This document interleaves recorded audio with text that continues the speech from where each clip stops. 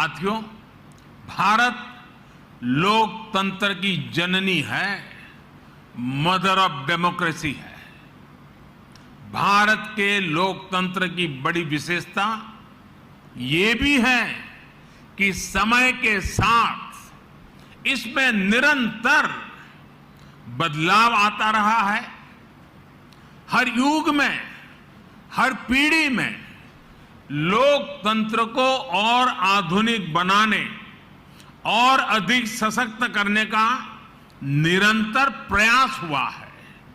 समय के साथ जिस तरह कई बार समाज में कुछ कमियां गर कर जाती हैं, वैसे ही लोकतंत्र के सामने भी समय समय पर चुनौतियां आती रही हैं।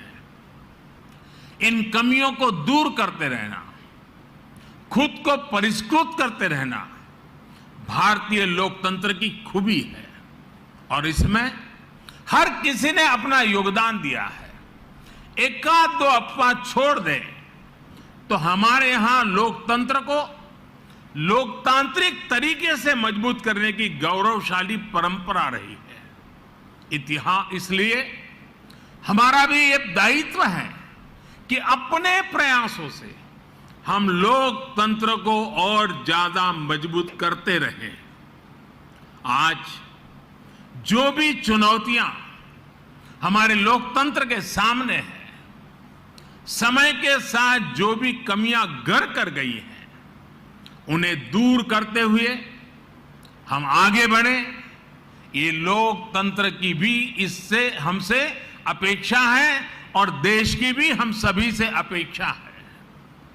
आज का यह ऐतिहासिक अवसर लोकतंत्र को सशक्त और समृद्ध करने के संकल्प को दोहराने का भी एक बेहतरीन अवसर है।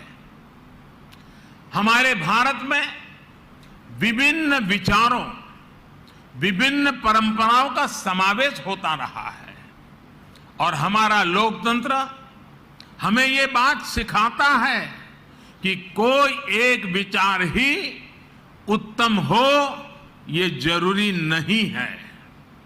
हम तो उस सभ्यता से पले बड़े हैं जिसमें कहा जाता है, आनो भद्राः कृतवो यन्तु विश्वतः, यानी हर तरफ से नेक विचार हमारे पास आए। हमारा लोकतंत्र हमें प्रेरणा देता है नवीनता को स्वीकारने की, नए विचारों को स्वीकारने की। प्रधानमंत्री संग्रहालय में आने वाले लोगों को लोकतंत्र की इस ताकत के भी दर्शन होंगे।